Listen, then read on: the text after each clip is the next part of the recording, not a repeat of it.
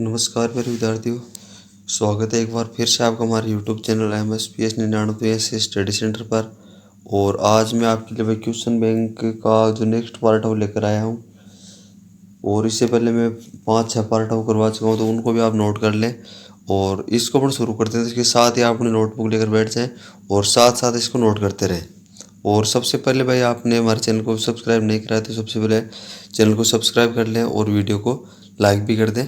तो अब अपन शुरू करते हैं अपनी क्लास। तो आज का अपना जो पार्ट है वो रहेगा विद्युत धारा। विद्युत धारा का है पार्ट रहेगा।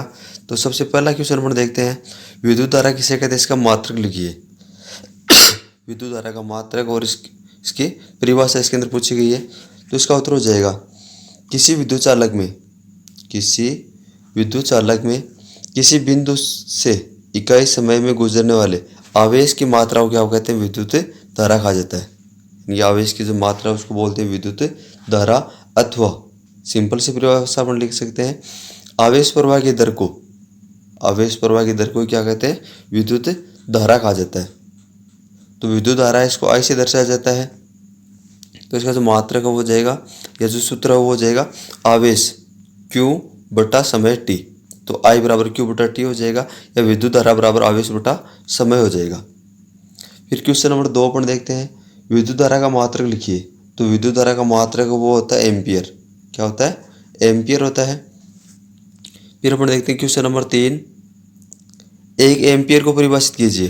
भाई एक एम्पियर क्या होता है, तो किसी विद्युत परिपथ में किसी बिंदु से 1 सेकंड में 1 कूलाम आवेश प्रवाहित होता है, तो उस परिपथ में धारा 1 एम्पियर होगी। यानी कि 1 कूलाम में धारा प्रवाहित हो रही है तो क्या होगा, वो 1 एम्पियर होगा। फिर अपन देखते हैं क्वेश्चन नंबर 4, विद्युत धारा का मापन किस उपकरण द्वारा किया जाता है। तो भाई टॉप मोस्ट है, छोटे वाले क्वेश्चन के अंदर अक्सर पूछा जा सकता है। तो इसका उत्तर हो जाएगा एमीटर द्वारा। विद्युत धारा का मापन है वो किस उपकरण द्वारा किया जाता है, तो वो किया जाता है एमीटर द्वारा। फिर क्वेश्चन नंबर 5, एमीटर को विद्युत परिपथ में किस क्रम में जोड़ा जाता है, तो वो है अपना श्रेणी क्रम। क्या हो जाएगा, श्रेणी क्रम में।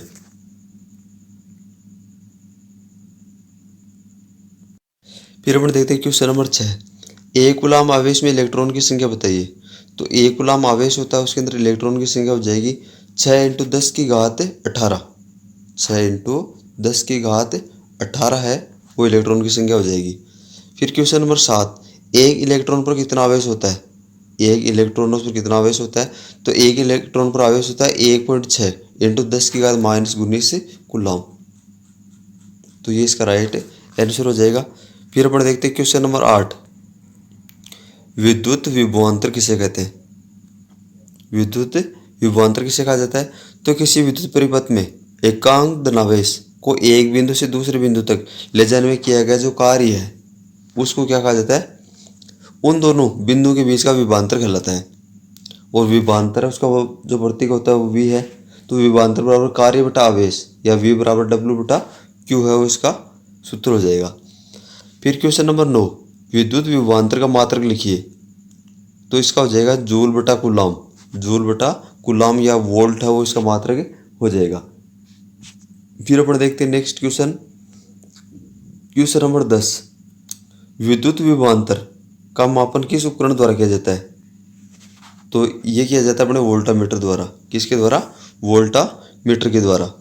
फिर है क्वेश्चन नंबर 11, वोल्टमीटर को विद्युत परिपथ में किस क्रम में जोड़ा जाता है। तो वोल्टमीटर है उसको विद्युत परिपथ में हमेशा समांतर क्रम में जोड़ा जाता है। फिर है क्वेश्चन नंबर 12, 1 वोल्ट को परिभाषित कीजिए। 1 वोल्ट को परिभाषित कीजिए, तो उत्तर हो जाएगा, किसी विद्युत परिपथ में 1 कूलाम आवेश को एक बिंदु से दूसरे बिंदु तक ले जाने में किया गया जो कार्य है 1 जूल हो, तो उस बिंदु का विभव 1 वोल्ट होगा। और 1 वोल्ट बराबर 1 जूल बटा 1 कूलाम हो जाएगा। फिर अपन देखते हैं क्वेश्चन नंबर 13। फलक कुंजी वोल्टमीटर धारा नियंत्रक जिसको बोलते हैं परिवर्ती प्रतिरोध का जो प्रतीक चिन्ह वो लिखना है। तो प्रतीक चिन्ह है वो अपने को पूछा जाता है। तो फलक कुंजी जो स्विच है उसके लिए अपना ये निशान हो जाएगा। फिर है धारा नियंत्रक या परिवर्ती प्रतिरोध के लिए ये निशान हो जाएगा, और फिर वोल्ट मीटर है तो वोल्ट मीटर के लिए प्रतीक चिन्ह है वो ये V का हो जाएगा। फिर अपन देखते हैं क्वेश्चन नंबर 14। ओम का नियम लिखिए। तो भाई ये इस पार्ट का टॉप मोस्ट क्वेश्चन है, टॉप मोस्ट क्वेश्चन है। तो अपन उत्तर देखते हैं। ओम के नियम के अनुसार किसी चालक तार के सिरों पर उत्पन्न विभवांतर उसमें प्रवाहित धारा के समानुपाती हो। एक धारा है उसके यदि समानुपाती है, यदि तार की भौतिक अवस्था जैसे लंबाई है, चौड़ाई है तथा तापमान और समान रहे तो V समानुपाती I हो जाएगा, या V बराबर I R। और यहाँ R है वो स्थिरांक है जिसे चालक का प्रतिरोध कहा जाता है। फिर अपन देखते हैं क्वेश्चन नंबर 15। क्वेश्चन नंबर 15, प्रतिरोध का मात्रक लिखिए। तो प्रतिरोध का मात्रक वो होता है ओम। क्या होता है? ओम। फिर है क्वेश्चन नंबर 16, एक ओम को परिभाषित कीजिए। एक ओम है उसको परिभाषित करना है। तो यदि किसी चालक तार में 1 एम्पीयर धारा प्रवाहित करने पर उसके सिरों पर उत्पन्न विभवांतर 1 वोल्ट हो तो उस तार का प्रतिरोध 1 ओम हो जाएगा। फिर अपन देखते हैं क्वेश्चन नंबर 17, किसी चालक तार का प्रतिरोध किन किन कारकों पर निर्भर करता है। तो ये भी मोस्ट क्वेश्चन मानकर चलो आप। किसी चालक तार का प्रतिरोध किन किन कारकों पर निर्भर करता है, किन किन बातों पर निर्भर करता है। तो नंबर 1 है चालक लंबाई पर। पहला किस बात पर निर्भर करता है? लंबाई पर। चालक तार का प्रतिरोध चालक तार की लंबाई के समानुपाती होता है, अर्थात लंबाई बढ़ने के साथ प्रतिरोध बढ़ता है तथा लंबाई घटने पर प्रतिरोध घटता है। तो R समानुपाती I सेमी 0.1। फिर जो दूसरी बात है वो क्या है? अनुप्रस्थ काट के क्षेत्रफल पर।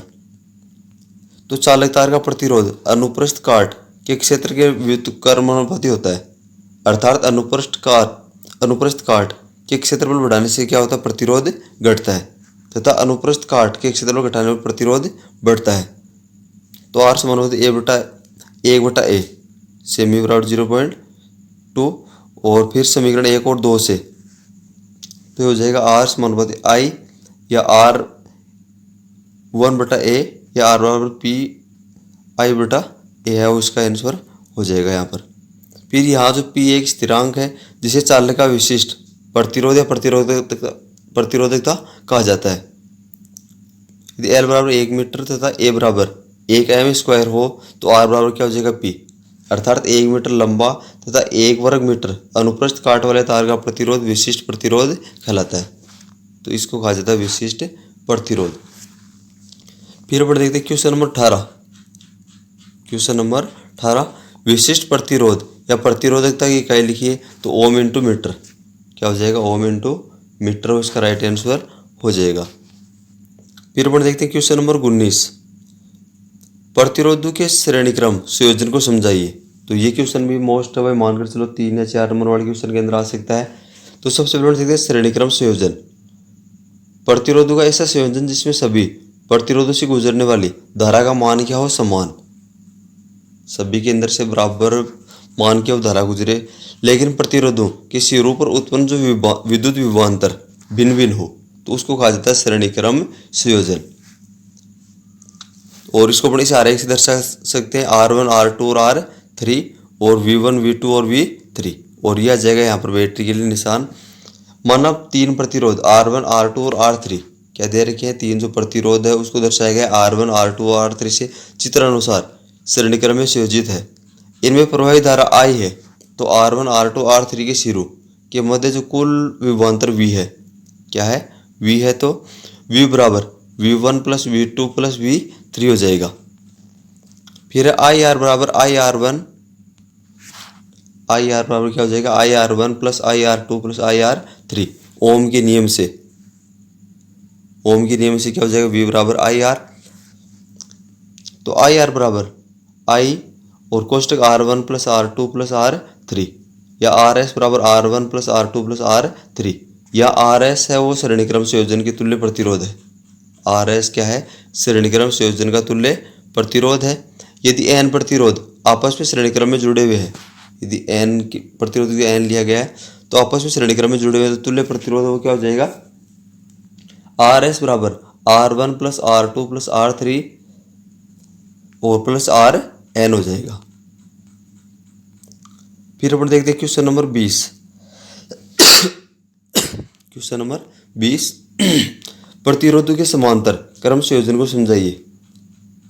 तो पहले वाला था श्रेणी क्रम और अब की बार है समांतर क्रम संयोजन। तो इसका अपन उत्तर देखते हैं। सबसे पहले प्रतिरोधों का ऐसा संयोजन जिसमें सभी प्रतिरोधों में प्रवाहित धारा का मान तो अलग अलग हो। इसके अंदर क्या मान तो अलग अलग हो, लेकिन प्रत्येक प्रतिरोध के सिरों पर उत्पन्न विभवांतर है वो समान हो। तो ऐसे प्रतिरोध को ऐसा क्रम समांतर क्रम संयोजन कहलाता है। तो इसके अंदर हो जाएगा R1, R2 और R3 और यहाँ पर I1, I2 और I3। फिर अपन देखते हैं इसका चित्रानुसार प्रतिरोध R1, R2 और R3 समांतर क्रम या पार्श्व क्रम संयोजन में संयोजित है। तो इनमें प्रवाहित धारा क्रम से I1, I2, I3 है तथा विभवांतर V हो। तो कुल विद्युत धारा I बराबर I1 plus I2 plus I3 हो जाएगा, या V बटा R बराबर V बटा R1 प्लस V बटा R2 प्लस V बटा R3। ये हो जाएगा ओम के नियम से I बराबर V अपॉन R। V कोष्टक 1 बटा R तो हो जाएगा V कोष्टक 1 बटा R1 प्लस 1 बटा R2 प्लस 1 बटा R3, या 1 बटा RP बराबर हो जाएगा 1 बटा R1 प्लस 1 बटा R2 प्लस 1 बटा R3। यहाँ RP समांतर क्रम संयोजन का तुल्य प्रतिरोध हो जाएगा। यहाँ पर RP क्या है? समांतर क्रम संयोजन का तुल्य प्रतिरोध हो जाएगा। यदि n प्रतिरोध आपस में समांतर क्रम में जुड़े हुए हो तो तुल्य प्रतिरोध 1 बटा RP बराबर 1 बटा R1 प्लस 1 बटा R2 प्लस 1 बटा R3 और 1 बटा RN हो जाएगा। फिर अपन देखते हैं क्वेश्चन नंबर 21, जूल के तापमान के नियम को समझाइए। तो ये भी भाई मोस्ट है, ये भी टॉप मोस्ट का क्वेश्चन है। तो यदि किसी तार में T समय में, समय के लिए T है, Q आवेश का प्रवाह हो तो उत्पन्न विभवांतर V हो। तो किया गया कार्य W बराबर V Q हो जाएगा, या W बराबर VIT और Q बराबर IT हो जाएगा। अर्थात निवेशित ऊर्जा VIT ऊष्मीय ऊर्जा में परिणित होगी तो उत्पन्न ऊष्मा H बराबर VIT या H बराबर IT और V बराबर IR हो जाएगा, या H बराबर I स्क्वायर RT हो जाएगा। उपरोक्त सूत्र से स्पष्ट है कि उत्पन्न ऊष्मा धारावर्ग के समानुपाती होती है, या H समानुपाती I स्क्वायर प्रतिरोध के समानुपाती होती है तो H समानुपाती R, और समय के समानुपाती होती है तो H समानुपाती T हो जाएगा। उपरोक्त तीनों नियम जूल का तापन नियम कहलाते हैं। और ऊपर दिए गए जो 3 नियम है धाराओं के वर्ग के समानुपाती होती है, और ये हो जाएगा दूसरा प्रतिरोध के समानुपाती होती है, तीसरा हो जाएगा समय के समानुपाती। तो इन 3 नियमों को क्या कहा जाता है? जूल के तापन नियम कहे जाते हैं। तो ये भी आप ध्यान रखिए। फिर देखते हैं क्वेश्चन नंबर 22। क्वेश्चन नंबर 22, विद्युत शक्ति किसे कहते हैं समझाइए। विद्युत शक्ति किसे कहा जाता है समझाइए। तो विद्युत शक्ति इसकी परिभाषा हो जाएगी, किसी विद्युत परिपथ में धारा प्रवाहित करने पर प्रति सेकंड में किया गया कार्य विद्युत शक्ति कहलाती है। किसी विद्युत परिपथ में धारा प्रवाहित करने पर प्रति सेकंड में जो कार्य होता है उसको क्या कहते हैं? विद्युत शक्ति कहा जाता है। अथवा विद्युत ऊर्जा में उपभोग होने की दर को, कितना इसका उपभोग हो रहा है, तो ये जो दर है उसको विद्युत शक्ति कहा जाता है। तो विद्युत शक्ति P बराबर पावर बराबर हो जाएगा किया गया कार्य बटा कुल समय। तो विद्युत शक्ति बराबर किया गया कार्य बटा समय हो जाएगा, या P बराबर W बटा T। विद्युत प्रतिरोध में निवेश कार्य ऊर्जा बराबर हो जाएगा VIT। P बराबर VI और P बराबर IRI, V बराबर IR और P बराबर I स्क्वायर R और V स्क्वायर R हो जाएगा। तो विद्युत शक्ति का मात्रा हो जाएगा वोट। विद्युत शक्ति का मात्रा वो क्या हो जाएगा? वोट हो जाएगा। फिर अपन देखते हैं क्वेश्चन नंबर 23, 1 किलोवाट को जूल में व्यक्त करना है। 1 किलोवाट को जूल में व्यक्त करना है। तो ये भाई आपके अभ्यास बड़े क्वेश्चन में भी आ सकता है, खालिस्तान में छोटे बड़े क्वेश्चन के अंदर पूछा जा सकता है। तो इसका उत्तर हो जाएगा 3.6 इंटू 10 की घात 6 जूल, यानी कि 1 किलोवाट घंटा बराबर हो जाएगा 3.6 इंटू 10 की घात 6 जूल है, उसका राइट आंसर हो जाएगा। फिर अपन देखते हैं क्वेश्चन नंबर 24, विद्युत शक्ति का व्यावसायिक मात्रक लिखिए। तो विद्युत शक्ति का व्यावसायिक जो मात्रक है वो होता है किलोवाट घंटा। किलोवाट घंटा या KWH या यूनिट होता है। किलोवाट घंटा या यूनिट है वो विद्युत शक्ति का व्यावसायिक मात्रक होता है। फिर है क्वेश्चन नंबर 25, किसी विद्युत बल्ब को 220 वोल्ट के स्रोत से जोड़ने पर उसमें प्रवाहित धारा 0.5 एम्पियर है। तो बल्ब की शक्ति ज्ञात कीजिए। तो इसमें से एक जो सवाल है वो न्यूमेरिकल वाला पक्का आएगा भाई। तो P बराबर वी आई, P बराबर क्या हो जाएगा वी आई, यानी कि जो कितने वोल्ट की धारा है वो प्रवाहित की जा रही है और एम्पियर है।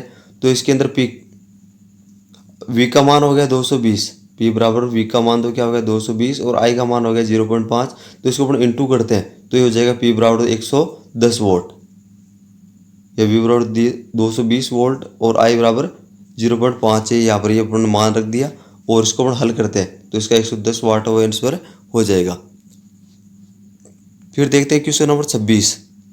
100 वाट के एक रेफ्रिजरेटर प्रतिदिन 10 घंटे चलाने पर 30 दिन में खर्च की गई कुल ऊर्जा की गणना यूनिट में कीजिए। तो अगले ने यूनिट में पूछा है। तो रेफ्रिजरेटर द्वारा 30 दिन में खर्च की गई ऊर्जा 100 वाट हो गई, इंटू 10 घंटे और इंटू 30 दिन, यानी 100 वाट का है और 10 घंटे चल रहा है, 30 दिन चल रहा है।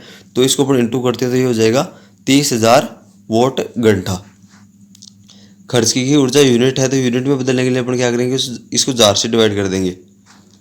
तो 30,000 बटा 1000, तो इससे कितना आ जाएगा 30 यूनिट है उसका आंसर आ जाएगा, 30 यूनिट्स का आंसर हो जाएगा। फिर अपन देखते हैं नेक्स्ट क्वेश्चन।